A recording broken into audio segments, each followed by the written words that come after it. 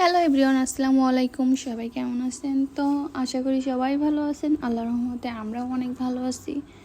তো যাই হোক, আমি আজকে আপনাদের মাঝে একটা রান্নার রেসিপি নিয়ে চলে আসলাম। আর আমি আজকে বানাবো হলো কাঁকড়া দিয়ে বাগদা চিংড়ি মাছ দিয়ে নুডলসের রামেন। তো চলেন দেখা যাক। তো আমি এখানে নিয়ে নিয়েছি 2 প্যাকেট নুডলস। আর এগুলো কিন্তু বাইরের নুডলস, এগুলো ফিলিপিনের নুডলস। কিছুদিন আগে আমরা ফিলিপিন গেছিলাম, তো ওখান থেকে নিয়ে আসছিলাম। আর এর ভিতরে কিন্তু অনেক থাকে, 1 প্যাকেটের ভিতরে কিন্তু অনেক পরিমাণ নুডলস থাকে।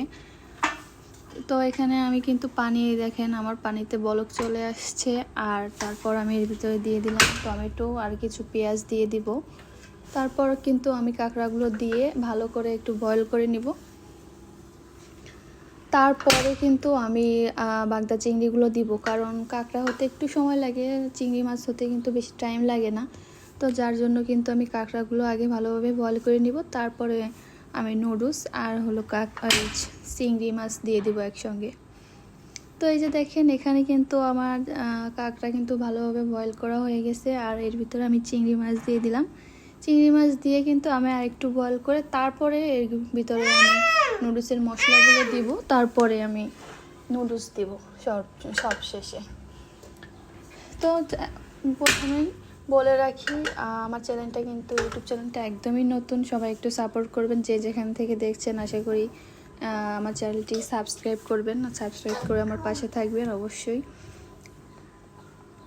আর এই যে দেখেন, আমি কিন্তু এখন এই নুডলসের মশলাগুলো দিয়ে দেবো। আর বাইরের নুডলসে কিন্তু আলাদাভাবে সয়া সস, তারপরে ওই যে আরেকটা সস দেখেন ওইখানে আছে, তো এগুলো দেওয়া থাকে। আবার শুকনো মশলা কিন্তু আলাদা আছে, যার কারণে কিন্তু এই নুডলসগুলো একটু বেশি আর কি মজা লাগে, বেশি টেস্টি হয়ে থাকে।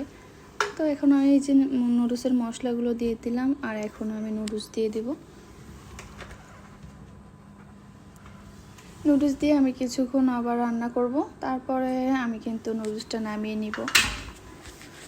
আর এটা কিন্তু এই রেসিপিটা কিন্তু আমার না, আমার হাজব্যান্ডের। আমার হাজব্যান্ড কিন্তু আমাকে শিখাইছে।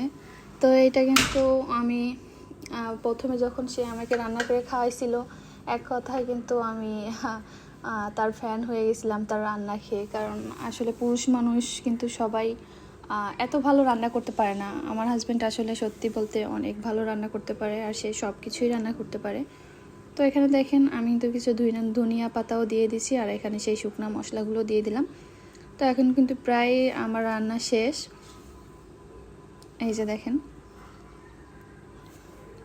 মানে এই খাবারটা যারা খাননি, অবশ্যই আমি বলবো যে সবাই বাসায় ট্রাই করবেন, যারা আসলে কাঁকড়া খান। যারা অনেকে আবার কাঁকড়া খেতে পারেন না, তো যাই হোক, যারা খেতে পারেন তারা অবশ্যই ট্রাই করবেন। আর যারা কাঁকড়া খেতে পারেন না, তারা চিংড়ি মাছ দিয়ে অবশ্যই ট্রাই করবেন। তো এই যে দেখেন, আমার কিন্তু রান্না শেষ। আর এইটা হলো ফাইনাল লুক। আর এখন আমি নিয়ে যাব, আমার হাজব্যান্ড আর আমি একসঙ্গে খাবো। তো যাই হোক, খেতে কিন্তু মাশাআল্লাহ অনেক মজা হয়েছিল, অনেক। আসলে এত ভালো হবে আমি ভাবতেও পাইনি, কারণ এটা আমি কখনো আগে রান্না করি নাই। আমার হাজব্যান্ড রান্না করে আমাকে খাওয়াইছে। তো আমি এই যে দেখেন আজকে রান্না করলাম, আর খেতে কিন্তু আসলে সত্যি বলতে অসম্ভব সুন্দর হয়েছিল, অসম্ভব মজা। তো যাই হোক, আল্লাহ হাফেজ।